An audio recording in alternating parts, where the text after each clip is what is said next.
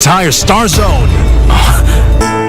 De una forma diferente, de otro modo, nunca igual al de otra gente. This is where it all began. As the mother of broadcasting in Kenya, you can trust KBC to bring you authentic news and programs to your living room. Action. As KBC, we take pride in our unrivaled heritage as Kenya's trusted national broadcaster. Commanding over 92% digital television signal coverage of our country, 23 radio services that cut across our entire language spectrum, a national, regional and international digital presence backed by the most experienced and top-notch broadcast professionals in the industry. Very good evening to you. The new look Kenya Broadcasting Corporation is truly ahead of the pack. Turn to the mother of broadcasting in Kenya for stories that resonate with our identity, our aspirations as a people united in purpose. Real stories of hard work, of passion, of creativity, of big dreams. Stories that cement our nationhood. Stories that bring us together as one. We take pride in our shared heritage and destiny. KBC, informing, educating and entertaining Kenyans as one nation. KBC, Kenya's listening, Kenya's watching.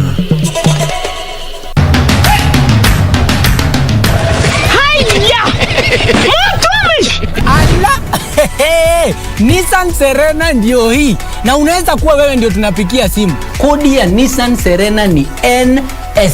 Alafu kisha kwenye amount ni 50 bob. Hii Nissan Serena tunakupatia na shilingi 50. Kujiunga na QuickBid ni rahisi. Enda kwenye M-Pesa, bonyeza paybill kisha weka business number 4032353. Kwenye account weka kodi ya bidhaa unayotaka na bid yako ya chini zaidi. Kwa mfano TV 16. Kisha weka shilingi 20 tu kama idadi yako. Weka bid yako pia kwenye www.quickbid.co.ke. Kumbuka, bid ya chini zaidi ya kipekee ndio hununua. QuickBid, bidhaa bora kwa bei ya chini.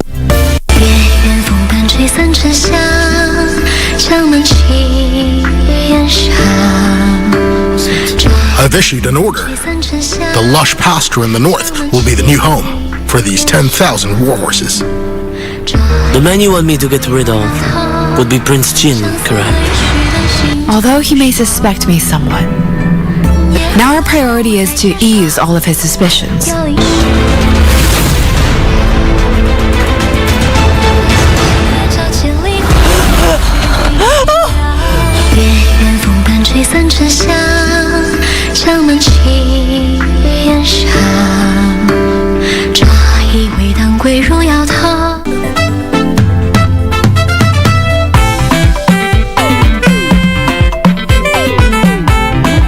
Right now I should have a plan B. Look at me now. Rules are just like the rest of you. Useless. You nearly gave me my cordial infarct, so calm down, calm down. And what is my cordial? What is that? Heart attack. What the hell are you up to, woman? Gosh, I look that scary. Naweza sindoa kidogo. Mwalimu, can I go home? I am not feeling well and my temperature is odd. A substitute for your Angol Uchoyo, who is laughing now. Maybe Fala was right, eh? Working as a team saves the day. This is not a negotiation thing or forum, okay? Bring those papers now! Classman.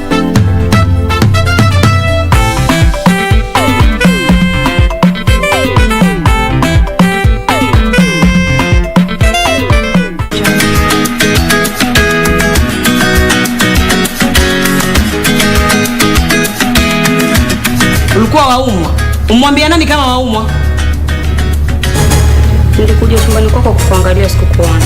Uliniangalia kama unione ukaondoka. Shamsai lakini unanitakia nini mimi? Nilie. Sikukuaga. Uliniaga nini kama nani? Si boss wako yuko kule ndani. Mbona kumwambia boss kwa mimi naumwa ndio nyumbani? Mbona wewe kwenda kumwambia kama naondoka naenda nyumbani? Yusuf, don't ever daddy anyone. Ni kichwa nani wewe, kichwa yako mbaya. Kwa nini unakuja kusumbua watu hapa?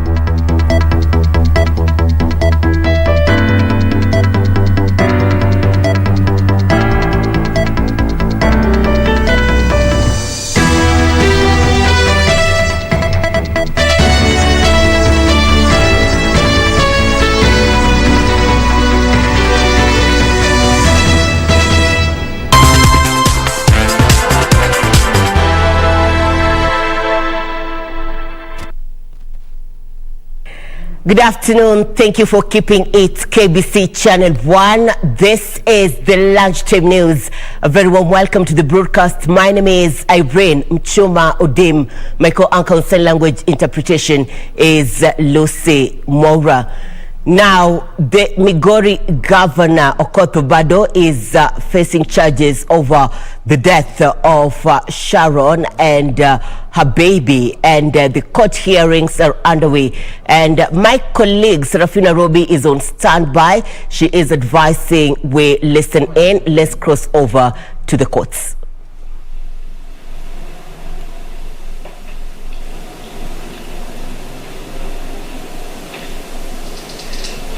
That information you added, did you? Sorry, Anna, my apologies.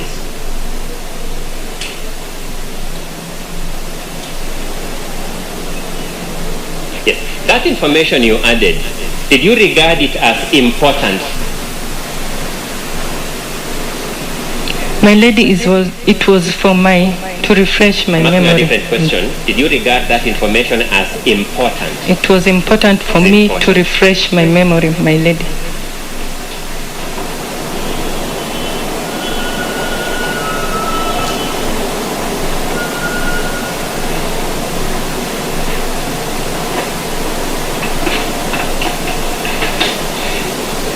Let me cap up one thing. That overwriting of 8, when did you make it?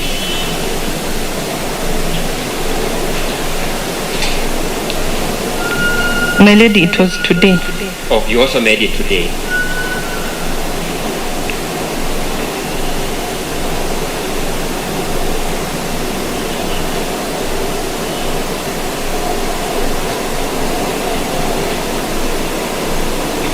Clearly, you understood that was also to refresh your memory.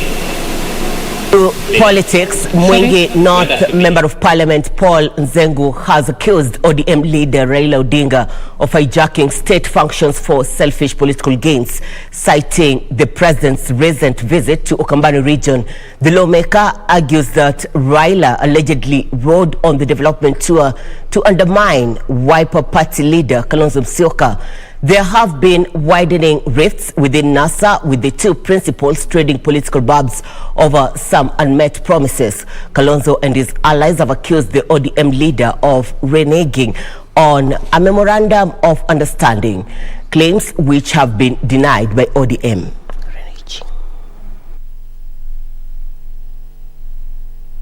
Na tukawa na matembezi ya rais, akajionea maendeleo ambayo inaendelea kufanyika, na tukashtukia kwamba pia naye Raila amejiingiza pale kwa ile safari ambayo sisi hatukuwa tunamtarajia. Sisi tulikuwa nataka tukue na mazungumzo wa viongozi wa UKAMBANI waongee na Rais Uhuru Kenyatta. Sasa Raila alipokuja tukashangaa mbona ameingia tena, kwa sababu yeye alikuwa na safari yake na president huko upande wa Nyanza. Sisi Mheshimiwa Kalonzo hakwenda. Safari hii ambayo inakuja Kitui, tunaomba ukae mbali, si tuongee na Uhuru tukiwa kama viongozi wa UKAMBANI.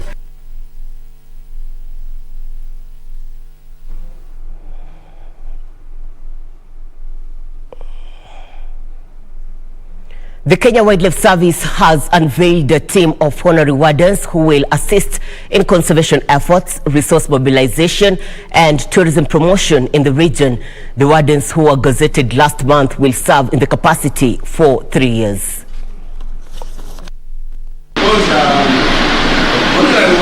KWS Acting Director Lillian Ojoga says the honorary wardens have undergone a rigorous selection process which will aid them in the conservation work. The honorary warden are an important segment of stakeholders that we have brought on board so that they assist us in conservation of wildlife. These honorary warden have expertise in different fields. Some of them are veterinary doctors, some of them are pilots, some of them are interested in tourism activities, some of them are interested in coastal forest conservation, and we've brought on board all these honorary wardens so that we can be able to tap from their expertise and be able to conserve wildlife. The wardens have been trained on code of conduct and resource mobilization and will help raise funds for conservation works. Responsibility for honorary warden is to link the community with the Kenya Wildlife Service, to work with the Kenya Wildlife Service, to supplement and assist Kenya Wildlife Service in their excursion of their duties as per WCMA 2013. The KWS is banking on the wardens to bridge existing gaps in efforts to combat human-wildlife conflict. Janet Kamau, Lunchtime News.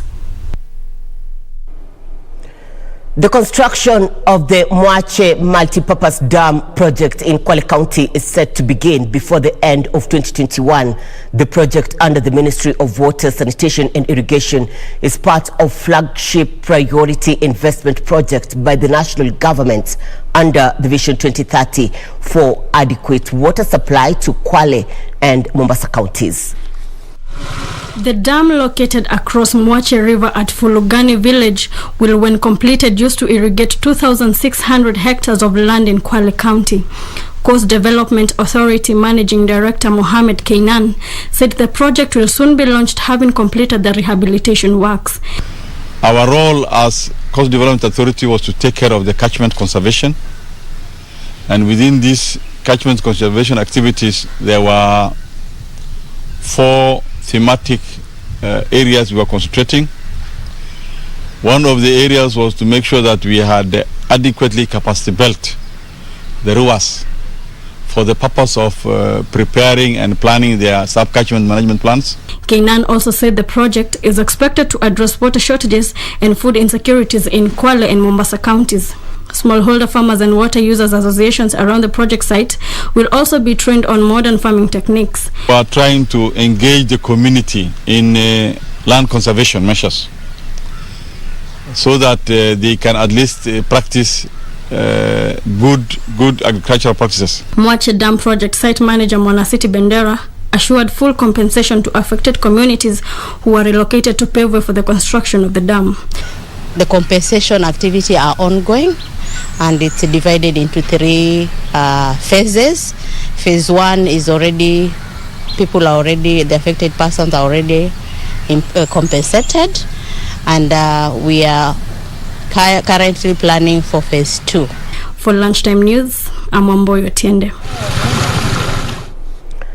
At least 48 elderly persons in Busia County have been sheltered in a newly constructed home, courtesy of a non-governmental organization operating in the region. Benedicta's Sister of Grace and Compassion says it took the initiative after it emerged that many senior citizens in the area are continuously subjected to societal neglect. Have been forced to relocate the old people from their homes to stay with the sisters here in the convent in order to avoid external contact, because they are very vulnerable. As we hear the Minister of Health advising people to stay at home and also to protect our elderly people, just to avoid that mingling in and out. When they are here, they are safe with us, and also we try our level best not to get them infected or contaminated with the COVID-19.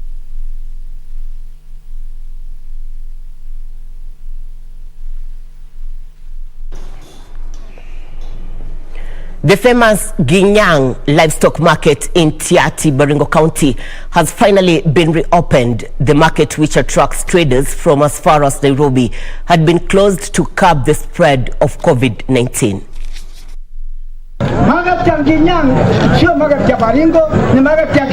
The reopening of the market comes as a relief to farmers and traders in the region who say their livelihood have been greatly affected by COVID-19. Tiati has been plagued by vicious hostilities found by cattle rustling and revenge attacks between communities living in the region. Kwa hivyo naomba serikali kuu kwamba tulizirikiane tuweke amani katika center zetu ya Tangulbei, Churo, Amaya, Koloa na hapa Ginyang. Ili biashara ifanye nini? Inawiri. Kwa hivyo watoto wakipigana, mama anasimama katikati na kukatawanyisha watoto. Kwa hivyo mimi nimesimama katikati na kusema wacha na watoto yangu tuache vita ya. The famous Ginyang livestock market has over the years been considered as a unifying symbol in the region, contributing greatly to the local economy. Reporting for Lunchtime News, my name is Yusuf Hello. This is KBC. You're watching the Lunchtime News. We're also live on our social media platforms at KBC Channel 1 on Facebook, YouTube and Twitter, and we do appreciate your feedback. We are taking a short commercial break. We'll be back with more. Stay with us.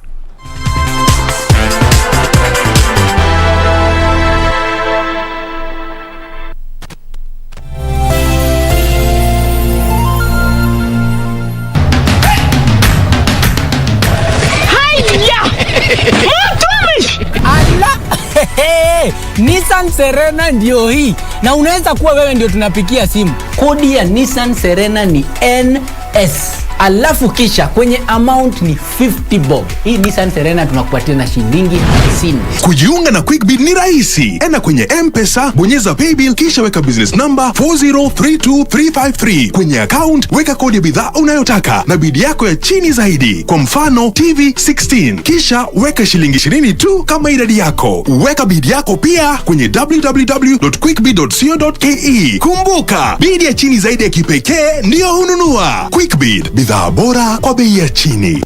It's your romance, your drama, and intrigue. So this was your plan all along, eh? I want you out of my house.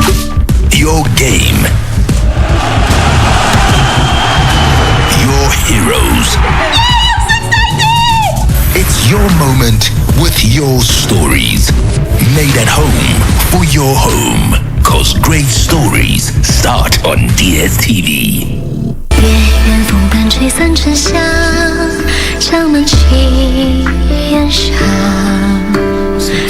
I've issued an order.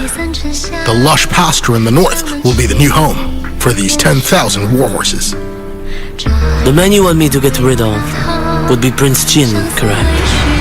Although he may suspect me somewhat, now our priority is to ease all of his suspicions.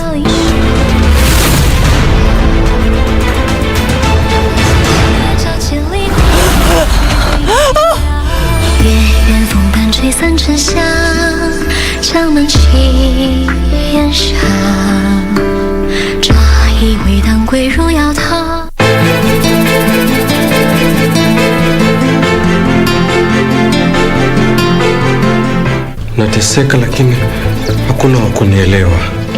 Na uhakika lao ni baba kibali. Hebu nyamaza wewe. Hivi unamaanisha kwamba dadangu alikuwa kiruka njia? Sikushindi wewe.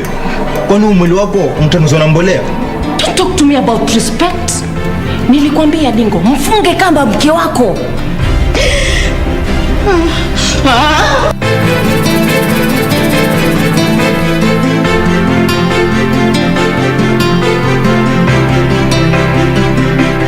What does this number mean to you? A pack leader? A winner? Or just a number? To us, it means freshness, boldness, vibrancy and heritage.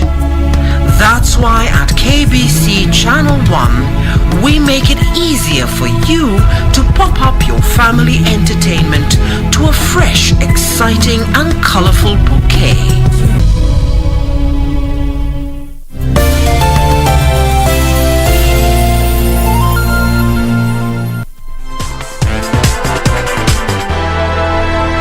Rest by then.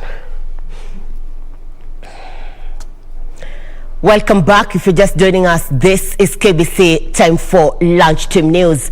Now, the Kenya National Union of Clinical Officers has threatened to mobilize its members to down their tools in the next 7 days if the national government fails to address their concerns in regards to the NHIF. And my colleague Caroline Kamau is on that trail. Currently, they are in Upper Hill addressing members of the press, and the chair for KUKO is currently speaking, Peter Washira. Let's listen in. Thank you. I think we can take questions.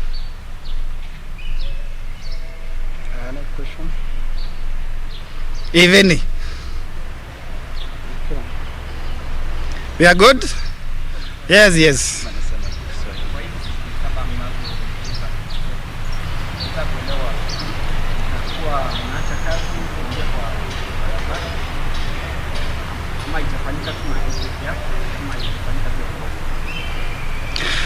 Vile itakuwa, tumewaambia kwamba tumezuiliwa kuona wagonjwa wa NHIF.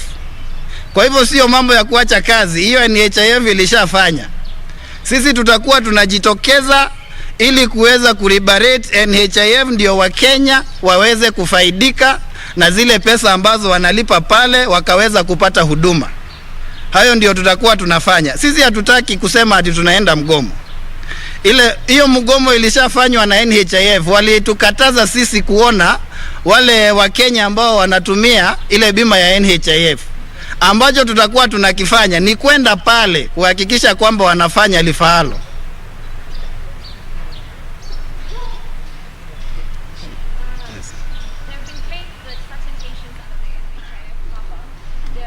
Shifting focus now, and the National Land Commission has toured TAITA County to resolve the Machugwani land lease case that has pitted locals against county government.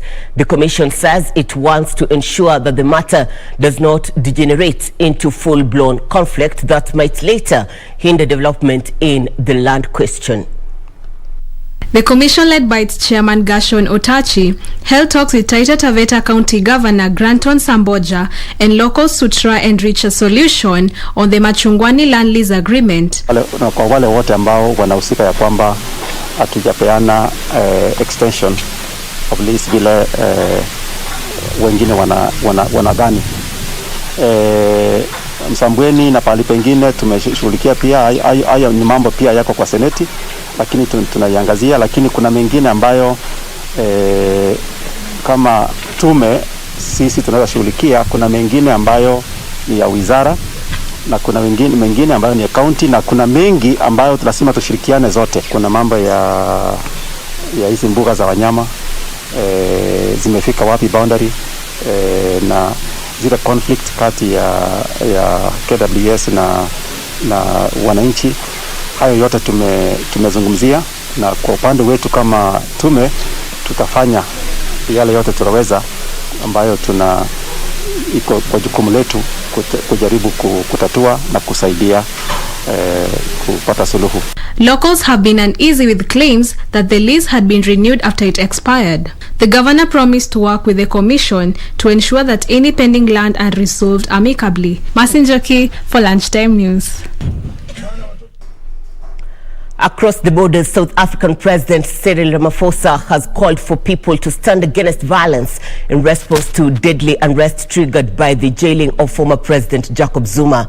At least 6 people have been killed and nearly 500 arrested since Zuma handed himself into police last week.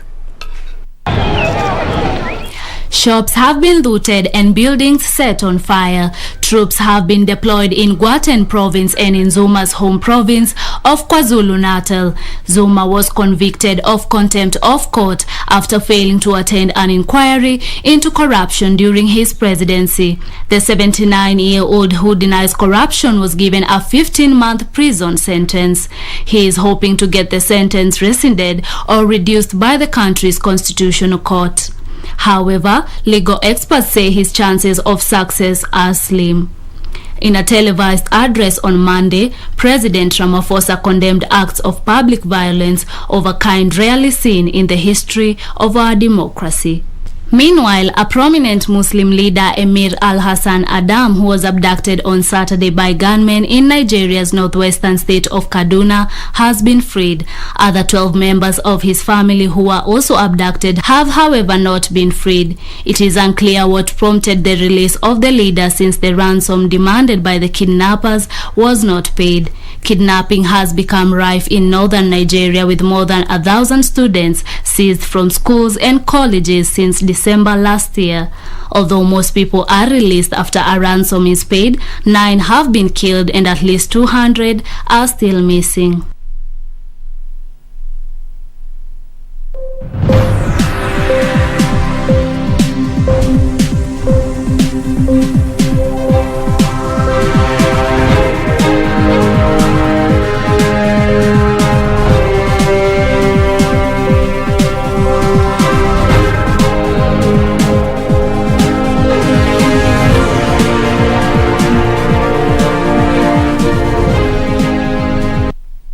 With us, time for business news, and Kitui County residents are set to benefit from a 20 million shillings fruit processing plant to curb post-harvest losses, leverage on value addition and increase farmers' profitability. Kitui Governor Charity Ngilu has said the plants will be used for tomato and fruit value addition. The food processing machinery has a production capacity of 5 tons per hour, which translates to 800 tons in a month. Kitui Governor Charity Ngilu has said that fresh tomatoes that will be processed at the plant will be used to manufacture tomato ketchup and paste with a shelf life of up to 2 years. The post-harvest quality and shelf life of the fruit in part will depend on post-harvest handling practices such as harvesting, pre-cooling, cleaning and disinfecting, sorting and grading, packaging, storing and transportation. What we are going to be producing here will have a shelf life of up to 2 years, and without adding any preservatives. It will be pure, done here and then put in our markets. Ngilu has further said setting up the Kitui Foods plant will create job opportunities and create a ready market for the farmers, hence diversify their sources of income. Fruit prices will be dictated by the supply and demand chain, adding that farmers will get value of their produce at competitive market prices by organizing the farmers to form cooperative societies to have a strong bargaining power, locking out middlemen. All those women in the South Coast, once we organize them into their small cooperatives and circles, that they'll be able now to put their tomatoes together. Manufacturing is the way to go for Kitui County and for all counties. Brian Munyoki, Lunchtime News.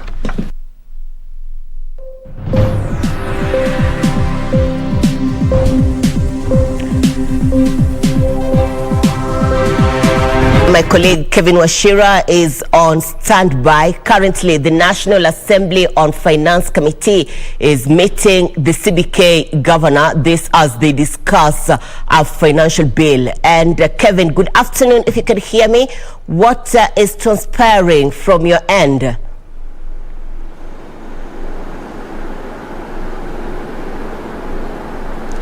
Thank you very much, Irene Muchuma. We are coming to you live from Ole Sereni Hotel, the last day of public participation exercise of the Central Bank Amendment Bill 2021. Now, today, the National Assembly Finance Committee has received submission from the primary user of the law that is the CBK Governor, Dr. Patrick Njoroge, was come here to support the proposed law, saying that there is need for Parliament and the President to assent to that bill with speed so that the necessary regulations and supervision that are required can be put in place by CBK. Now, the proposed law, CBK Amendment Bill, seeks to, among other things, to empower the Central Bank of Kenya to regulate and supervise the digital lenders as institutions. The CBK governor has come here and raised some issues that are affecting the digital credit sector, among them saying there is high indebtedness of borrowers that needs to be checked.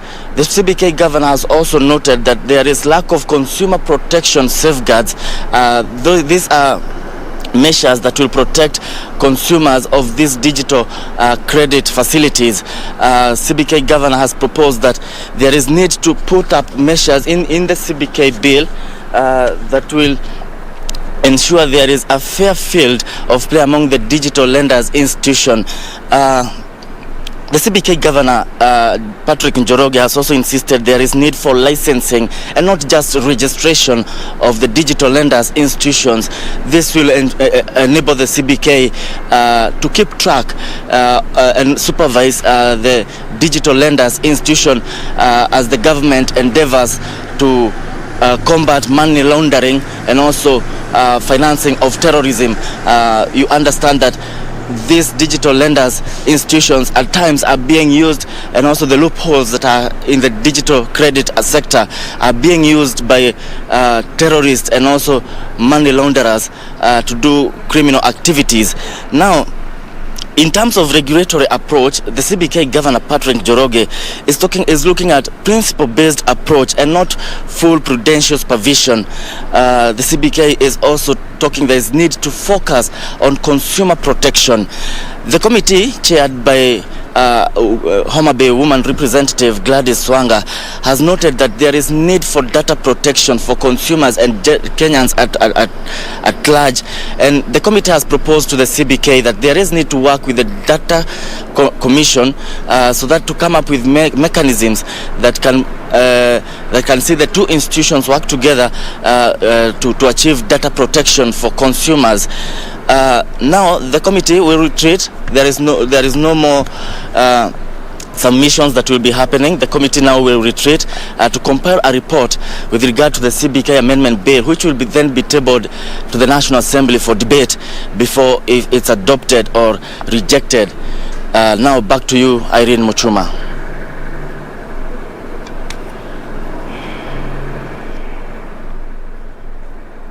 Thank you, Kevin. Good to have you. Now, across the borders in business matters, the Walmart-backed Indian e-commerce giant Flipkart has raised another $3.6 billion ahead of an expected stock market debut this month. The company says it will use the money to expand its operations and invest further in its grocery, fashion, and delivery of service. This and other stories from across the globe.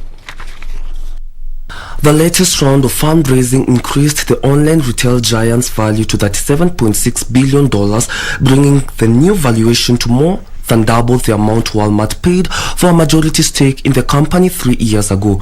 Flipkart's chief executive Kalyan Krishnamurthy says the new round of funding was led by Singapore's Sovereign Wealth Fund GIC, the Canada Pension Plan Investment Board, Japan's SoftBank, and Walmart.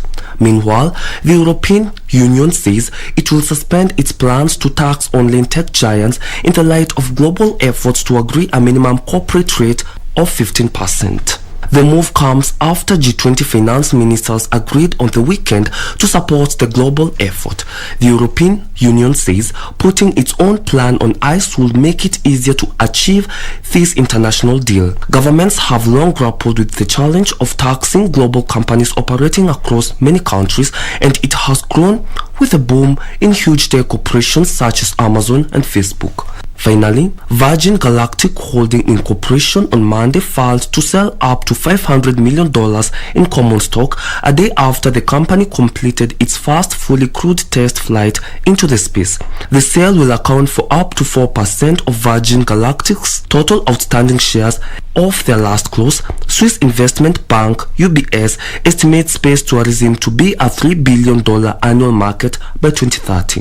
Virgin Galactic says it plans at least 2 further test flights of the space plan in the months ahead before beginning regular commercial operations in 2022. The government has put on notice people hawking foodstuffs along the highways. The Agriculture and Food Authority says offenders risk jail term of 1 year or 500,000 shillings fine. AFRO Director General Kelo Harsama says all foodstuffs on sale should not be allowed to raise on platform, reduce cases on contamination. In a raft of measures aimed at boosting the country's food safety standards, the government has outlawed hawking of foodstuff along the major highways. Agriculture and Food Authority says all food on sale must be on a raised platform, adding that most traders put their food products on the bare ground, exposing it to contamination. Produce aggregation done on the ground along roadsides, like the ones on Nairobi-Nakuru Highway, Nairobi-Meru Highway, Nairobi-Embu Highway, like the Sokomjinga between Nakuru and on the Nairobi-Nakuru Highway, shall not be allowed. The regulator further says the foodstuff will also have to be transported separately in an enclosed and well-ventilated vehicle to minimize the risk of contamination. We have, for example, seen people transporting vegetables with goats, in a lorry. That one will not happen, we'll have to stop. Or even people transporting cabbages in a lorry which is also carrying fertilizers. According to the new regulations that targets the horticulture value chain, traders will also see all horticulture products only sold in not more than a 50 kg packaging. Extending carrot bags, one bag looking like 3 bags, that's actually illegal. Benson Rioba reporting for Lunchtime News.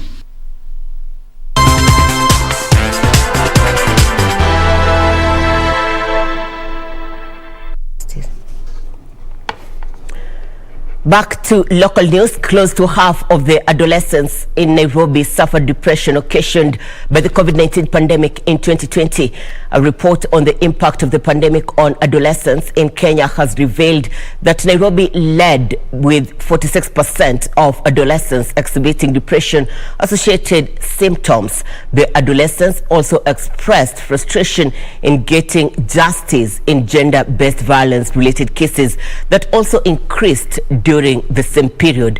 The government has, however, undertaken to establish programs that will help mitigate the impacts of this scourge on adolescents.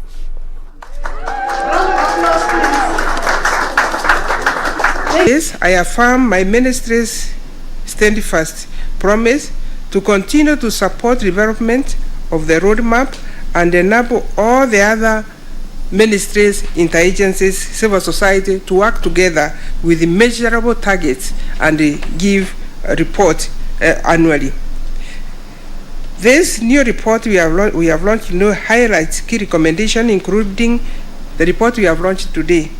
Highlights key recommendations, including developing a strong multi-sectoral or of government policy approach that addresses adolescent health and well-being. This could be done through supporting a national multi-agency adolescent task force whose purview is to develop systems and framework for integrated multi-sectoral adolescent resilience and development strategy.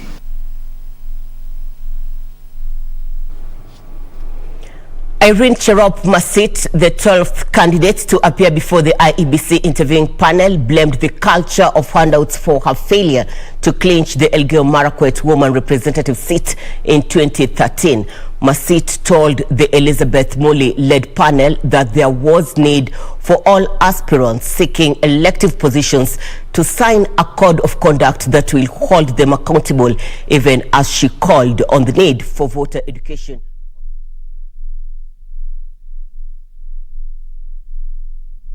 In the general election? I did. As a women rep. As a women rep. Yes. And you have rightfully told us here some of the challenges that actually you face.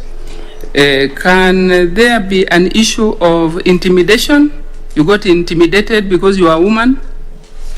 To some extent, but mostly one, abuses. People can look at you and they want to know where you are married. Who are you? Talk loudly. Sorry. Yeah. To know where you are married. Who are you? Why are you? If you come here, people see, especially if you are not from that community. There is that issue. There is the issue of education.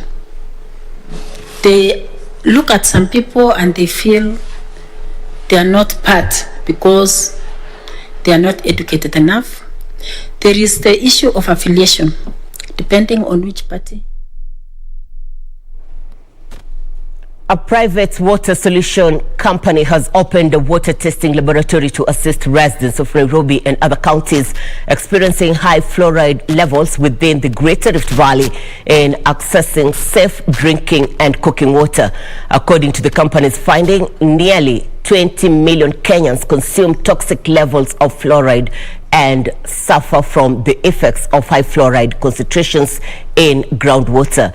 Elvis Kamala, a water treatment manager, said Kenyans should be concerned about the high fluoride levels as it causes severe health effects, calling for collaboration between the government and private sectors in order to devise long-term solutions. We do have data to corroborate the claim that the levels of fluoride in Nairobi and the Greater Rift Valley region are actually rising, and this is a concern and should be a concern for everyone because as we all know, the effects of fluoride are causing dental and skeletal fluorosis, and so it's something that all stakeholders should sit at the table and discuss on the best way to address. Government has the budgets, government has a mandate to implement these projects. Private sector, like people like Davis and Shatleaf and other players in the market, have the solutions. So the partnership between government and private sector is definitely one of the key components in trying to address this problem.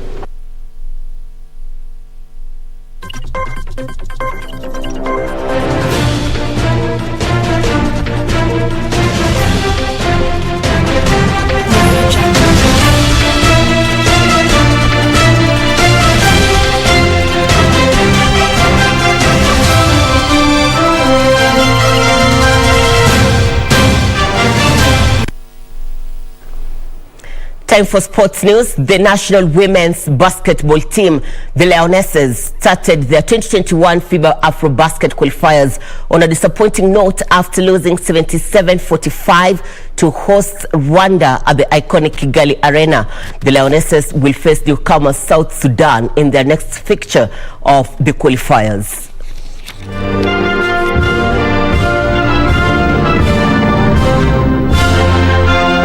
The host nation sent a strong warning of its intention to make it to the 25th edition of the Continental Showpiece in Yaoundé, Cameroon in September after a resounding win over Kenya. The Rwandese came from behind to bag the first quarter 23-18. The second quarter was explosive as Kenya tried to make a comeback, but Rwanda's Romanian-based Anderson Tiramoni, Sifa Eneza and Bera Mukaritete strengthened their defense and maintained the lead throughout the quarter. Efforts by Spain-based Masi Wanyama to launch long-range shots in the third quarter did not yield much as Rwanda seized control. Rwanda went on to bag maximum points after winning the fourth quarter 19-13. Kenya's Masi Wanyama posted a team high of 12 points, with Felmas Koranga also scoring a double figure for the Lionesses. We started off okay. for the first couple of minutes, but then somehow along the way we came up with hurried shots. We couldn't execute the way we were being told to execute, and we gave up a lot of second shots. You know, we still have a lot more to go, but I think that, you know, the second half we came out, we played way better than we did in the first half. The winner of the tournament will join Cape Verde, who became the first team to qualify for the 2021 Women's Afro Basket, joining host Cameroon, Nigeria, Senegal, Mali and Mozambique. Sifa drive area.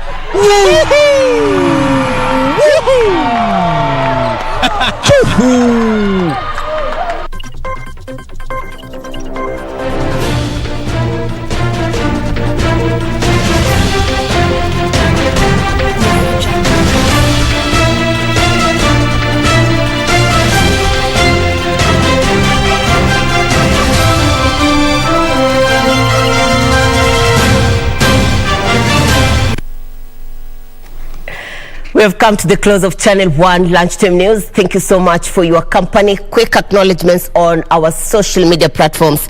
Alfin Kirwe, you're watching KBC Channel 1 from Kapkatet. Shaban Mugo, you're watching KBC Channel 1 from Engashura in the county of Nakuru. And Cyrus Ngetich, you're watching KBC Channel 1 from Narok West. We do appreciate your company. For more details on Just Add News, do log on to www.kbc.co.ke. My name is Irene Muchuma Odim. My co-anchor language interpretation is Susan Thuku. Good afternoon.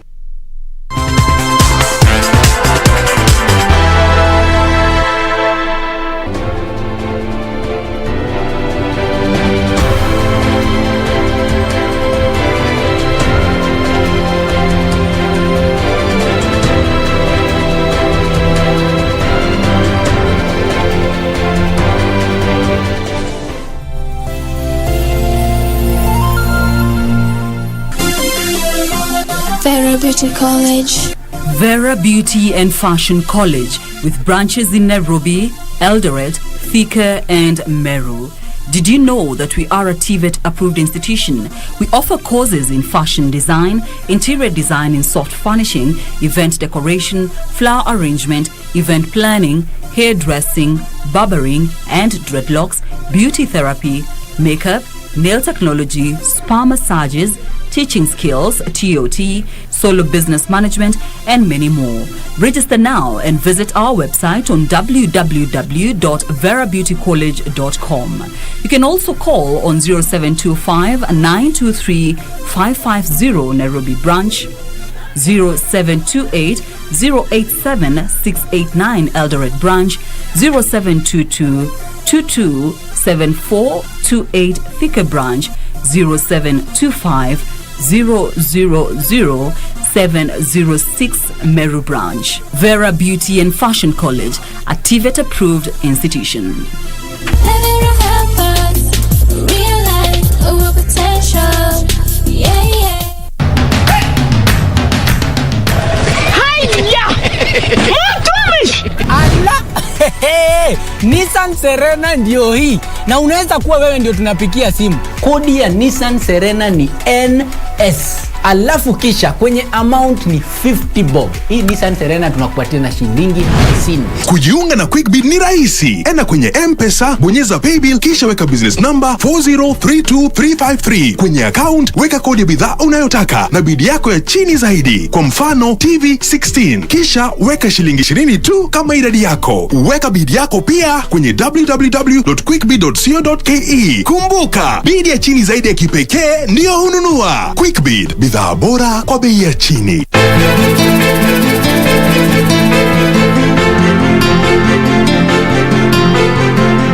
Nateseka lakini hakuna wa kunielewa. Na uhakika lao ni babake babu. Hebu nyamaza wewe. Hivi unamaanisha kwamba dadangu alikuwa kiruka njia? Sikushindi wewe. Kwani umwili wako mtanuzwa na mbolea? Talk to me about respect. Nilikwambia Dingo, mfunge kamba mke wako.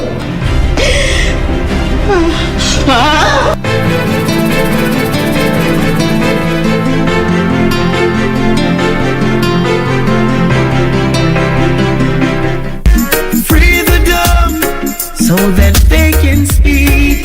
Yeah. Free the dumb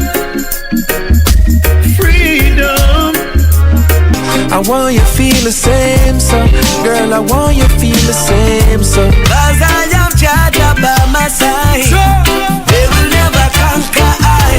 Leave people business alone, yeah. Leave people business alone. Hide me in your rock, oh yeah, protect me from my end.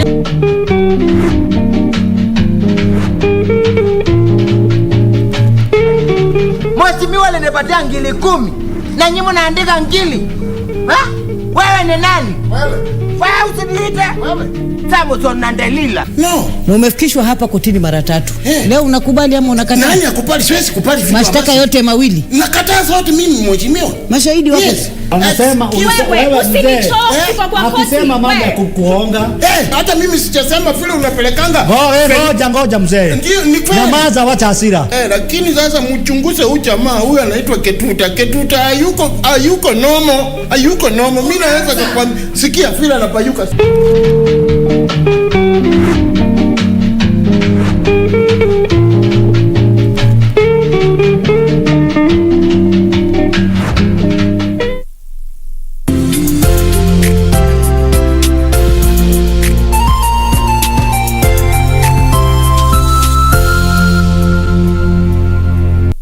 Quiero amarte de una forma diferente, de otro modo. We've got to try and put it out before it spreads. Hurry up!